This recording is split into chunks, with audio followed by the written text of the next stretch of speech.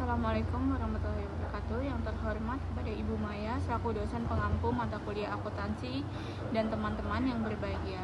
Di sini saya akan memperkenalkan anggota kelompok 3 yang akan mempresentasikan tentang grafting dan tindakan tidak etis. Yang pertama ada Irfan Warih, NIM 1903101047, Dina Undra Tistiana, NIM 1903101054, Brahman Wahyu, NIM 1903101062, Farah Paradisa, NIM 1903101066, Alif Tamar Rizky, NIM 1903101073. Baiklah, materi yang pertama akan dijelaskan oleh rekan saya. Assalamualaikum warahmatullahi wabarakatuh. Perkenalkan, nama saya Irfan Warih Pratama dengan NIM 1903101047. Di sini saya akan menjelaskan tentang pengertian grafting. Teori grafting dikemukakan oleh Irving Janis 1972. Grafting menunjukkan suatu mode berpikir sekelompok orang yang sifatnya kohesif, terpadu. Ketika usaha-usaha keras yang dilakukan anggota-anggota kelompok untuk mencapai kata mufakat, kebalutan suara telah mengesampingkan motivasinya untuk menilai alternatif tindakan lain secara realistis. Selanjutnya, Janis mencontohkan kasus Basic Invasion Kuba oleh Presiden Kennedy yang merupakan contoh kebijakan gagal hasil dari pengambilan keputusan kelompok yang kohesif yang nama anggota kelompok melekat satu sama lain. Pada tahun 1961, Presiden Amerika Serikat memutuskan untuk menggulingkan pemerintahan Fidel Castro. Ketegangan Amerika Serikat dengan Kuba selama tertunggu secara Castro menggulingkan rezim diktator militer sayap kanan Jenderal Fulgencio Batista yang didukung Amerika Serikat. Pada 1 Januari 1959, pemerintah Kennedy telah menilai bahwa pergeseran Castro kepada Uni Soviet tidak bisa diterima, dan karena itu mereka berusaha menggulingkannya. Presiden Kennedy baru saja dilantik dan menghadapi kenyataan bahwa adanya kekuatan orang buangan Kuba yang diatur oleh CIA, dan mereka telah diyakinkan bahwa mereka akan didukung oleh Amerika Serikat dalam sebuah invasi ke Kuba. Dan ternyata invasi ini gagal total, menyebabkan kerugian finansial dan menjadi celah internasional bagi pemerintah Kennedy. Kegagalan upaya invasi ini merupakan contoh kegagalan keputusan karena adanya grafting.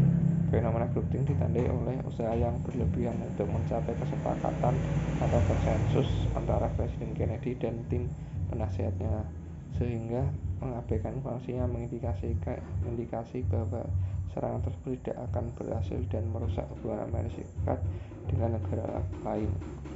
Sekian dari saya, selanjutnya akan dilanjutkan oleh rekan saya. Wassalamualaikum warahmatullahi wabarakatuh. Saya Farah Paradisa, NIM 1903101066. Di sini saya akan menjelaskan tentang anteseden atau faktor penentu grafting. Terdapat beberapa faktor yang menyebabkan terjadinya grafting. Yang pertama ada high cohesiveness atau kohesivitas tinggi. Kohesivitas tinggi merupakan kekuatan untuk menjaga kelompok agar tetap utuh dengan cara menjaga kesatuan antar anggota. Yang kedua ada insulation of group atau insulasi grup. Kelompok yang memisahkan diri dari pendapat orang lain atau ahli atau lingkungannya. Yang ketiga ada lack of methodological procedure of search and appraisal atau kurangnya metode prosedur untuk mencari informasi dan penilaian. Kelompok mengalami keterbatasan dalam mencari informasi dan penilaian. Yang keempat ada directive leadership atau kepemimpinan direktif. Kelompok berjalan di bawah arahan pimpinan atau orang yang berpengaruh. Yang kelima ada high pressure atau kelompok berada pada tekanan tinggi. Kelompok berada pada tekanan tinggi sehingga sulit atau sedikit harapan untuk menentukan solusi lebih baik dibanding solusi yang diberikan oleh pimpinan atau orang yang berpengaruh. Selanjutnya gejala-gejala suatu kelompok terkena grafting yaitu yang pertama illusion of invulnerability, persepsi yang keliru, illusion pada keyakinan bahwa pendapat kelompok tidak terkalahkan. Yang kedua ada collective rationalization, rasionalitas kolektif dengan cara membenarkan hal-hal yang salah seakan-akan masuk akal. Yang ketiga ada belief inherent morality of the group, percaya pada morality terpendam. yang ada pada diri kelompok. Yang keempat ada stereotypes out group, stereotip terhadap kelompok lain, menganggap kelompok lain buruk. Yang kelima ada direct pressure on dissenters, tekanan langsung pada anggota yang berbeda pendapatnya dengan kelompok. Yang keenam ada conservative, sensor terhadap diri jika pendapatnya bertentangan dengan kelompok. Yang ketujuh ada illusion of unanimity, ilusi bahwa semua anggota sepakat badan bersuara bulat. Yang ke-8 ada self-appointed main squads, secara otomatis menjaga mental untuk mencegah dan menyaring informasi yang bertentangan dengan keputusan kelompok. Hal ini dilakukan untuk menjaga pikiran kelompok atau main squad. Selanjutnya akan dilanjutkan oleh rekan saya. Perkenalkan, saya Dina Undra Tistiana, NIM 1903-10-1054. Di sini saya akan menjelaskan mengenai grafting dan perilaku tidak etis. Grafting merupakan situasi dalam proses pengambilan keputusan yang menunjukkan tumbuhnya kemerosotan moral yang disebabkan oleh tekanan-tekanan kelompok. Tingginya kesepakatan antar anggota kelompok untuk menjaga kekompakan dan kesepakatan untuk mencapai tujuan bersama menyebabkan rendahnya motivasi untuk menilai kebenaran keputusan tersebut terhadap moral dan etika yang berlaku. Teori ini memberikan penjelasan mengapa beberapa organisasi membiarkan atau mengabaikan anggota organisasi melakukan tindakan yang tidak etis, meskipun mereka memahami bahwa aktivitas tersebut salah. Tindakan etis di perusahaan salah satunya dipengaruhi oleh budaya organisasi, namun pengaruhnya dapat positif dan negatif. Budaya organisasi dapat berpengaruh positif pada tindakan etis organisasi karena adanya tanggung jawab bersama atas tindakan yang dilakukan oleh individu dan kelompok.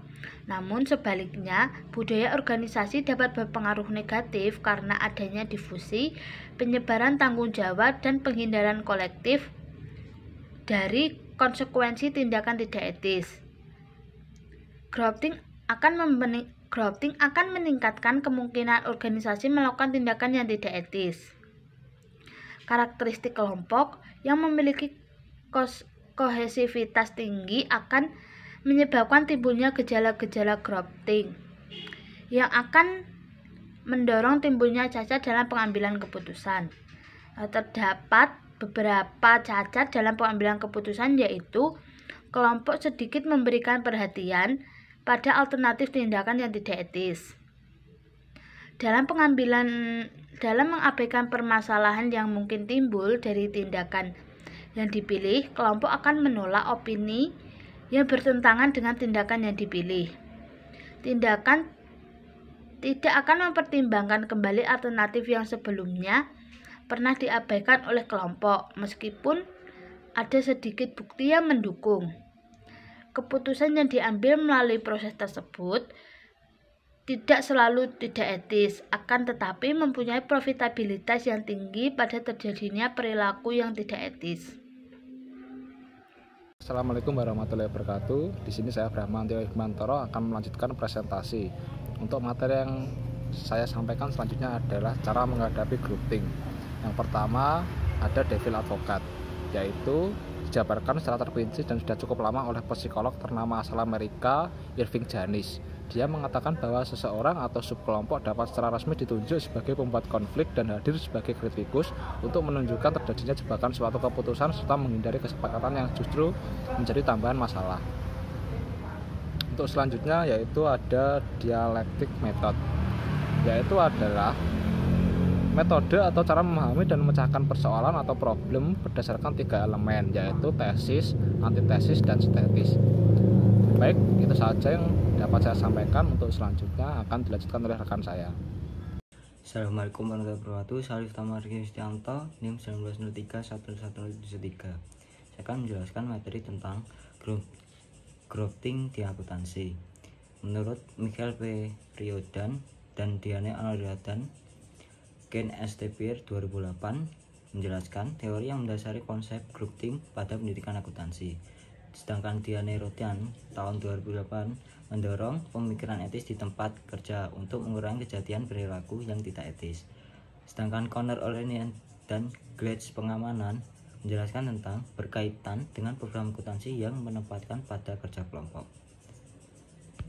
Baiklah, itu materi dari kelompok kami. Semoga dapat bermanfaat untuk kita semua. Sekian dari saya. Wassalamualaikum warahmatullahi wabarakatuh.